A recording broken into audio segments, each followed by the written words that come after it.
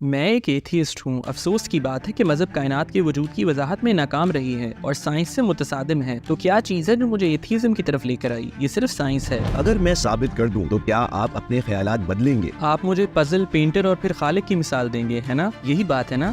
میں مختصراً بات کرنا چاہوں گا کہ آپ نے ماحولیاتی نظام کو گونگوں اور بہروں کے طور پر پیش کیا۔ مجھے اور کچھ نہیں کہنا۔ کیا فطرت دیکھ سکتی ہے؟ جی کیا فطرت دیکھنے یا سننے کے قابل ہے؟ دوست، میں نے صرف یہ کہا، یہ وضاحت کرتا ہے۔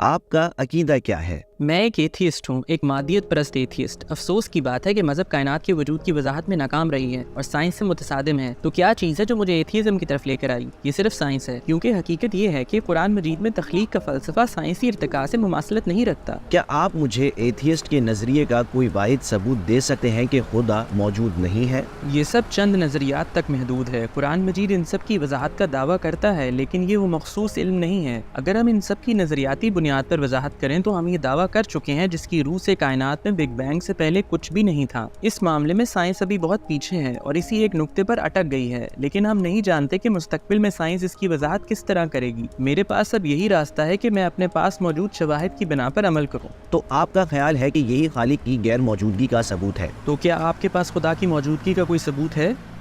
ہم اس پر بات کر سکتے ہیں۔ میں آپ کو خدا کی موجودگی کے واضح ثبوت دے سکتا ہوں۔ کیا آپ کوئی مثال بتا سکتے ہیں؟ ثبوت پیش کرنے سے پہلے میں آپ سے یہ پوچھنا چاہتا ہوں کہ آپ نے خدا کی غیر موجودگی کا ثبوت نہ ہونے پر بھی ایتھیزم کیوں قبول کیا؟ کیونکہ میرے پاس اس کی موجودگی کا بھی ثبوت نہیں تھا۔ تو کیا یہ ٹھیک ہے اگر میں پوچھوں کہ آپ کو خدا کی موجودگی کا ایسا ثبوت مل جائے جو کہ آپ کی دلیل اور منطق کے مطابق ہو، تو کیا آپ اپنے خیالات بدل دیں گے یا پھر یہ کہیں گے کہ میرا ان معاملات سے کوئی واسطہ نہیں؟ نہیں، ایسا ہو ہی نہیں سکتا۔ اگر خدا موجود ہے تو میں اس کو دھوکہ نہیں دے سکتا، ٹھیک ہے نا؟ اگر خالق موجود ہے تو میں اسے دغا نہیں دے سکتا۔ تو اگر مجھے ثبوت مل جاتا ہے تو میں کیوں یقین نہیں کروں گا؟ اگر سائنس بھی کچھ ثبوت میرے سامنے رکھے جو کہ سائنسی طور پر ثابت شدہ ہوں تو ظاہر ہے میں یقین کروں گا۔ لیکن ابھی تک نہ تو سائنس، نہ ہی آسمانی مذاہب اور نہ ہمارے عقیدے اس کی وضاحت کر پائے ہیں۔ اگر میں آپ پر یہ ثابت کر دوں تو کیا آپ اپنے خیالات بدلیں گے؟ آپ مجھے پزل، پینٹر، خالق کی مثال دیں گے، ہے نا؟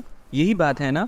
کہہ دیں کہ آپ مجھے ایسی ہی مثالیں دیں گے۔ میں آپ کو آپ کی دلیل کے مطابق مثال دوں گا۔ ٹھیک ہے، میں آپ کی مثال جاننا چاہتا ہوں۔ یوں سمجھیں کہ ہم سلیمانیہ مسجد کے سامنے کھڑے ہیں اور اس کی تعمیر کو اپنی دلیل اور منطق کے مطابق جاننے کی کوشش کر رہے ہیں۔ میرے پاس 4 بنیادی آپشنز ہیں۔ پہلا آپشن مسجد کے قریب کھڑے اندھے، بہرے اور گونگے لوگوں کا ایک گروپ ہے جنہوں نے آپس میں اتفاق رائے سے یہ مسجد بنا لی۔ یا دوسرا آپشن جو کہ مسجد کی اینٹیں ہیں جنہوں نے فیصلہ کیا کہ دوستو کیوں نہ ہم ایسی مسجد بن جائے اور پھر اینٹوں سے خود بخود مسجد بن گئی۔ یا تیسرا آپشن جو کہ مسجد میں موجود ایک پروجیکٹ بک ہے جس میں مسجد کے تمام تعمیراتی مراحل کی وضاحت موجود ہے، اس لیے مسجد پروجیکٹ بک نے بنائی۔ یا چوتھا آپشن ایک معمار ہے جس نے یہ مسجد بنائی، سنان معمار کی طرح، جو کہ دیکھ اور سن سکتا ہے اور علم، قوت ارادی اور اختیار کا مالک ہے۔ ایسا معمار مسجد بنا سکتا ہے۔ اب میں پوچھنا چاہتا ہوں کہ آپ کون سے آپشن کا انتخاب کریں گے؟ بے شک اس کی تعمیر معمار کے پروجیکٹ کے تحت ہوئی ہے۔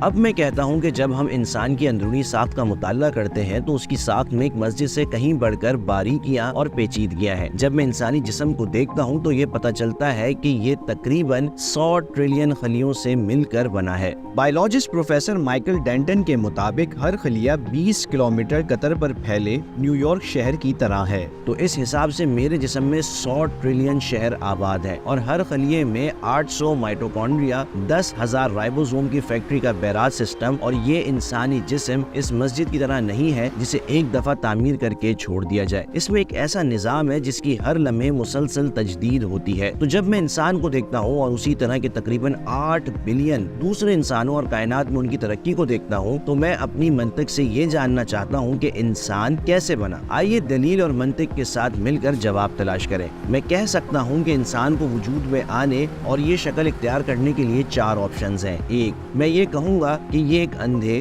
गूंगे बहरे लोगों का काम है, जैसा कि हवा, फितरत और सूरज के उन्होंने इंसान बनाया। लेकिन मेरी दलील इसको रद्द करती है। क्यों? क्योंकि फितरत के पास खुद सुनने, देखने और समझने की सलाहियत नहीं है, तो वो कैसे मिलकर एक दूसरे से मुत्तफिक होकर एक ऐसा इंसान बना सकती है? मैं पहले ही पहली मिसाल में उसे कबूल कर चुका हूँ। मैं मुख्तसरन बात करना चाहूँगा कि आपने माहौलियाती निज़ाम को गूंगों और बहरों के तौर पर पेश किया। मुझे और कुछ नहीं कहना। क्या फितरत देख सकती है? जी, क्या फितरत देख और सुन सकती है? आपका क्या मतलब है? आप फितरत को एक फर्द की जगह पर क्यों रख रहे हैं? ठीक है, फितरत देखती और सुनती नहीं है। फिर ओह नहीं, उफ। या फिर मैं कहूँ कि दूसरे ऑप्शन की तरह इंसान के एटम्स ने मिलकर फैसला किया कि दोस्तों क्यों ना हम एक इंसानी जिस्म बनाएं और उसे मुस्तकिल बनाते रहे। लेकिन ये दलील भी काबिल कबूल नहीं। क्यों? क्योंकि हम पहली मिसाल में ही मान चुके हैं कि ईंटें मस्जिद नहीं बना सकती। जाहिर है इसी तरह मैं ये कह सकता हूँ कि जिंदगी, शऊर और कुव्वत इरादी से आ रही ये एटम्स इतना मुनज़्ज़म इंसानी जिस्म नहीं बना सकते। या तीसरा ऑप्शन, मैंने पहले ही कहा कि मस्जिद की प्रोजेक्ट बुक खुद मस्जिद तामीर नहीं कर सकती। इसी तरह मैं ये कहना चाहता हूँ कि डीएनए जो कि इंसान की प्रोजेक्ट बुक है, यकीनन ये इंसान नहीं बना सकता, लिहाजा डीएनए भी खुद ऐसा नहीं कर सकता, ये भी आमिल नहीं हो सकता। क्या आपको मालूम है कि आपकी इज्तिमाई यादाश्त में से एक हिस्सा आपके डीएनए से भी निकल कर शामिल होता है? क्या आपको ये मालूम है? लेकिन ये तरीक़ाकार डीएनए के जरिए आगे बढ़ता है, इसलिए डीएनए किताब है, मुसन्निफ नहीं है।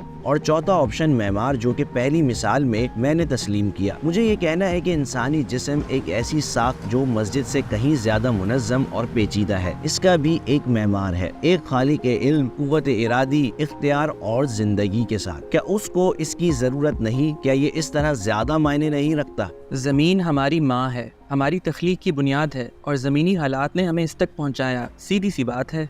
ठीक है, अब मुझे एक और बात कहने दे। इस दुनिया में हर लम्हे 5 लोगों का इजाफा होता है। हमारे पास एक ऐसा निज़ाम है जो कि मुसलसल फिर से नया हो जाता है। ये कैसे होता है? ये 9 माह से पहले जिनसी मिलाप के अमल की वजह से है, जिसमें जायगोट जनीन में और फिर जनीन नौज़ायदा बच्चे में बदलकर बच्चा दानी से निकलता है। आप कहते हैं ये जायगोट से जाहिर होता है, लेकिन जब मैं जायगोट को देखता हूँ तो मुझे उसमें इल्म, कुव्वत इरादी और इख्तियार का कोई सुराग नहीं मिलता, उसमें शऊर भी नहीं होता। क्या आप उसे दलील के मुताबिक समझते हैं कि इतनी सादा सी शुरुआत से इतने पेचीदा नताइज हासिल किए जा सकते हैं? क्या आप नहीं समझते कि चौथा ऑप्शन ज्यादा दुरुस्त है? ये मुताबिकत रखता है, ऐसा ही है। फिर ये कैसे होता है? मेरा बायोलॉजी का इल्म बहुत कम है, मैं इसकी वजाहत नहीं कर सकता।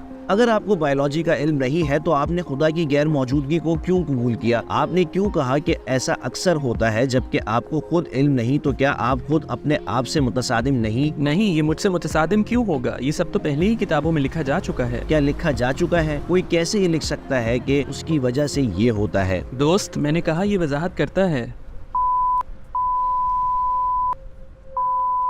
क्या ये समझ आ गया? क्या मुझे इजाज़त है?